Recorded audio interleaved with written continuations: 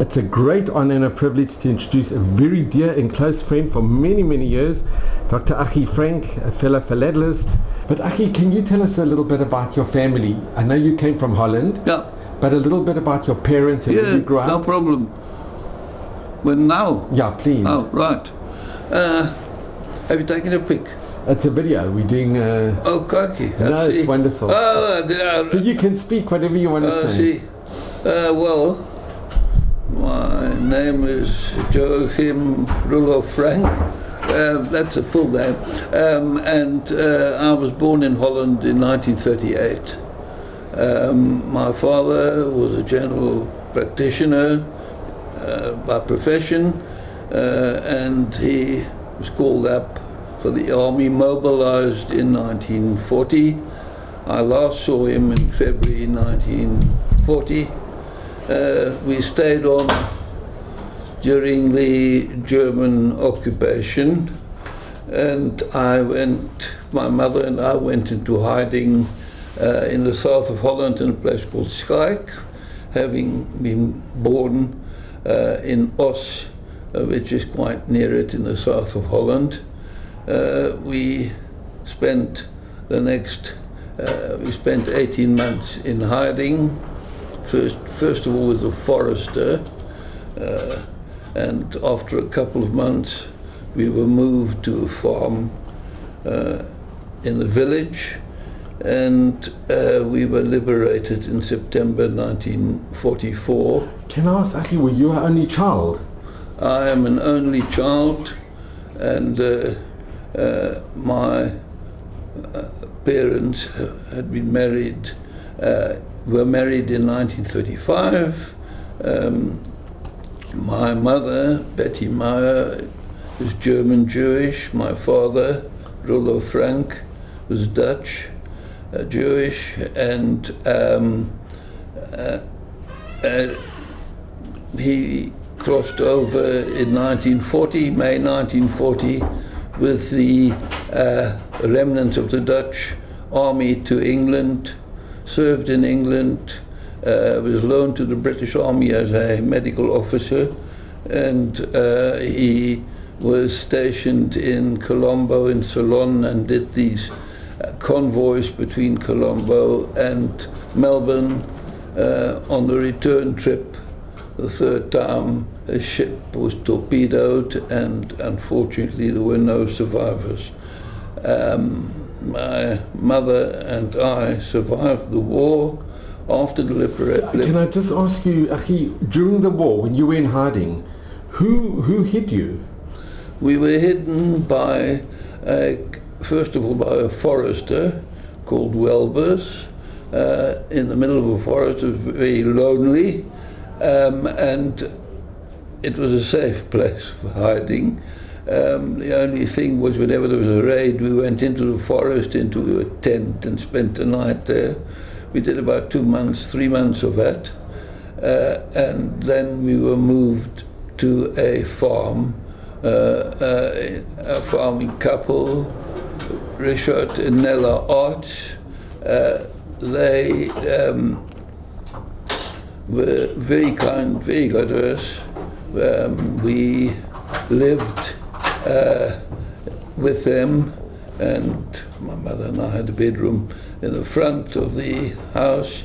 There was also a hay loft where there were a couple of other people hiding.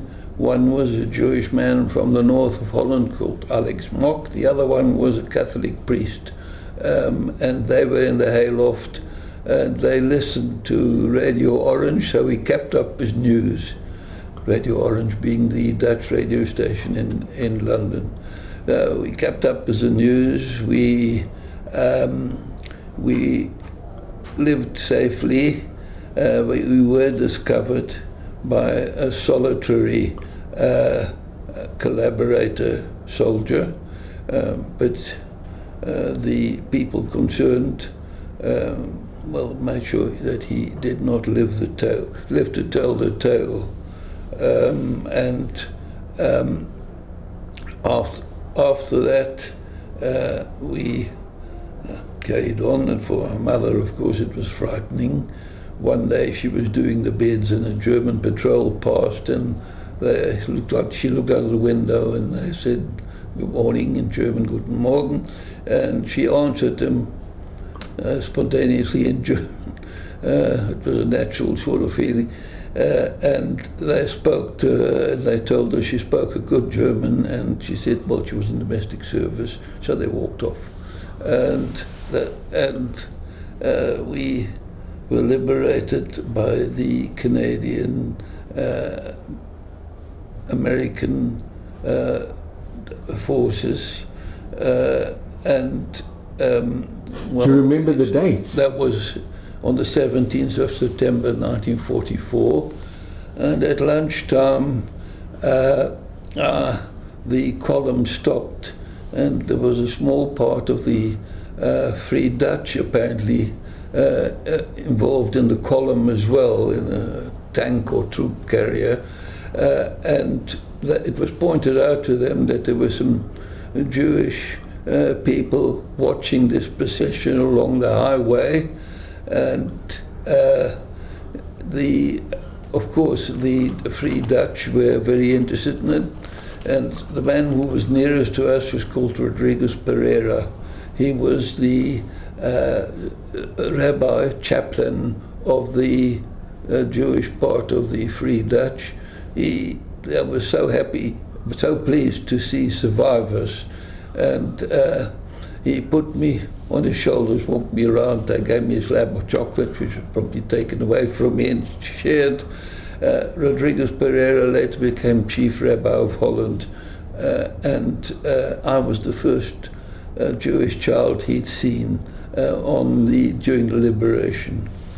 Can I ask, when you were in hiding, did you have enough food, or did you always go hungry? We were very, very fortunate, whereas many people didn't have enough food. We were on a farm, on a prosperous farm. The farmer was prosperous, and there was food. There was no problem with food. So, unlike other people, we had no food problems. Unlike when we stayed with the forester, where things were tricky. But once on the farm, we were well looked after, and they did their own manufacturing. They made butter. They had calves, which they butchered, etc.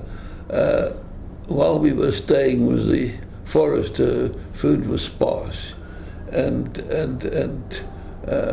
my mother had to fall in with whatever came along in food, but later on she was in a different position. Do you remember the name of the forester? Pardon? Do you remember the name of the forester? Of the forester, yes, it was Willem Welbers. He had a daughter who he was a widower with a daughter and a couple of sons, and they tried their best. We also remained friendly with them after the war. In fact, we went to the daughter's wedding in 1947, and the farmer, we were far more friendly. When after we emigrated to South Africa in 1951, we always remained in touch. And but what was the name of the farmer? The farmer was Richard Arts, and his wife was Nella Art Smith, and we, as I said, we remained in touch. We brought her out for a visit to South Africa in 1957. The farmer wouldn't leave the farm, couldn't leave the farm, or wouldn't leave the farm. He never left the village, but she came to visit us, took her around, and she also attended my wedding in 1971 when we brought her out again. And we put her on the main table. She didn't understand a word of the speeches, but she loved every minute of it. And Achi, can I ask, these two families, the farmer and the forester, were they given righteous amongst the nations? At Yad Vashem, were they recognized as righteous amongst the nations? Yes, they are both up on the Yad Vashem memorial thing. We saw to that. Because they endangered their lives to save you. We saw to that in in due course. After the war, September 44, we stayed until January 45 on the farm because of the continued fighting. Then we returned to to our home there, and my mother re-established my father's practice with a locum. In fact, this locum she had when my father went into the army, and she was also in hiding with us in the same village at a different address. Her name was Margaret Danby, and she came back with us and recommenced the practice, which after my father was declared dead in 1948, my mother sold the practice, and we in due course immigrated to South Africa. Can I ask you, Achi, when you came back to us, did you go back to your original home? Yes, no, not initially. Initially, because we had a very large house which was used by the Germans as their headquarters, and when the Germans were removed, the Allies used it as their headquarters. So we lived in a house down the road which belonged to a collaborator who'd been arrested for about 8 or 9 months, after which we moved back to our house. And we re-established the house, the family residence, etc., until we left. And in your town, in Ost, was there any synagogue or anything? Could you go anything Jewish? There was a synagogue. My grandfather took me to shul regularly, and there was a community as such, and later on the community increased in size, and they built a new synagogue, but unfortunately a friend of mine who remained in the city and became chairman of the congregation, unfortunately he had to close down the community in the early 2000s because of the dwindling numbers. And Achi, out of your family, who survived out of your extended family? Out of my family, my father was in the war, killed in the war. His sister, Betty Frank, was taken by the Germans off the street in 1943, and she was sent to Westerbork camp first, and then to Sobibor, where she was murdered. And my father's brother survived the war in hiding in the south of Holland with his parents. And the sad thing is that my grandparents lost 2 of their 3 children in the war. And your grandparents survived as well? My grandparents survived as well. My grandfather dying in 1959. How did they survive, your grandparents? They were in hiding in a place called Brunsum in Limburg in the south of Holland.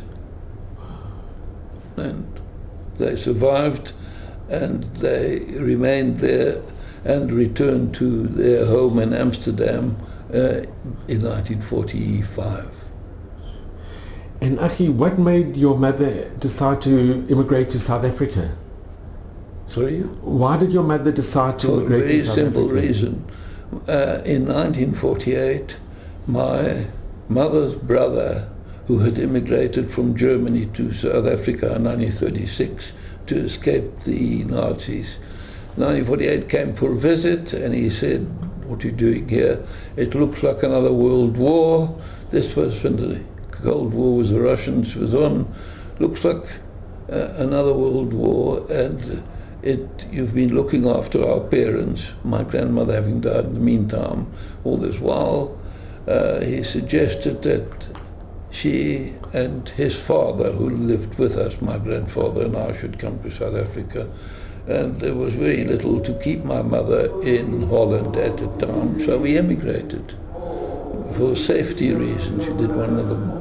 And you went, when you came to South Africa, did you go straight to Johannesburg?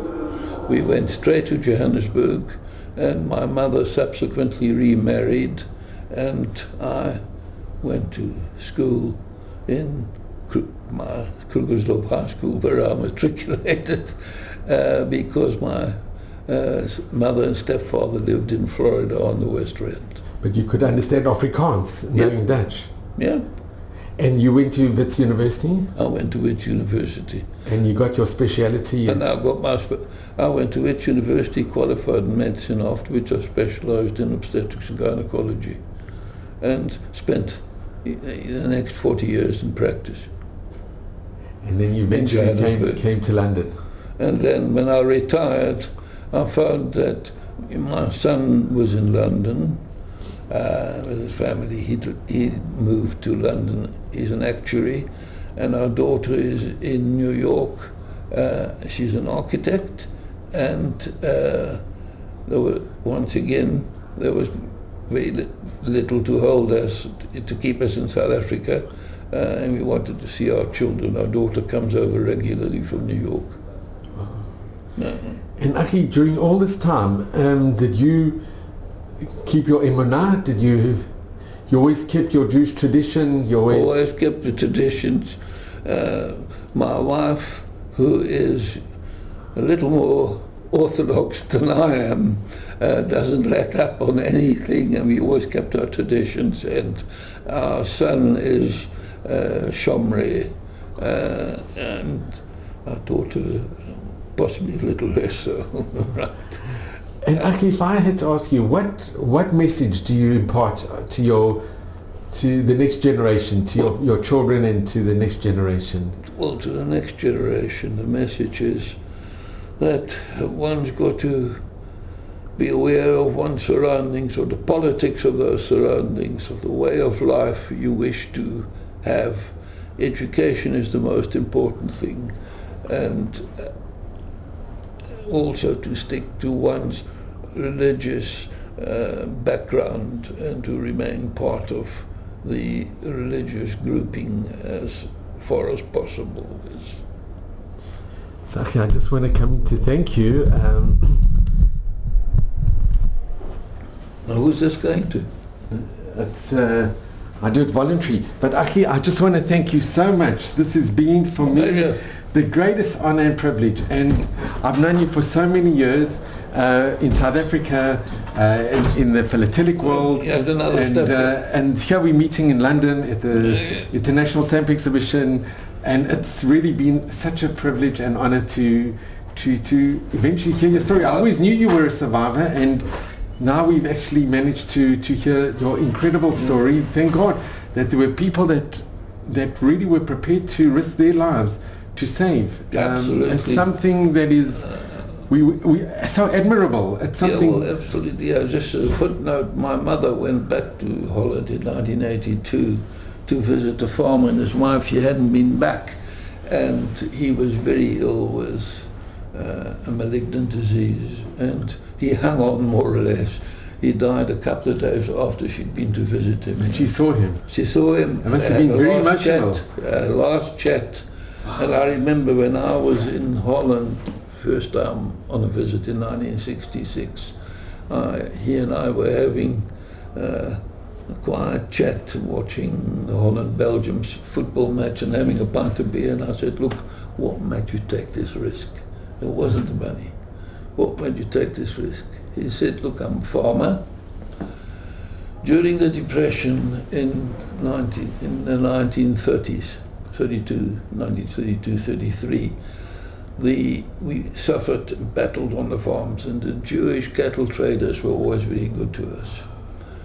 That was the first reason. The second reason was you cannot let good people be prosecuted simply for their religion.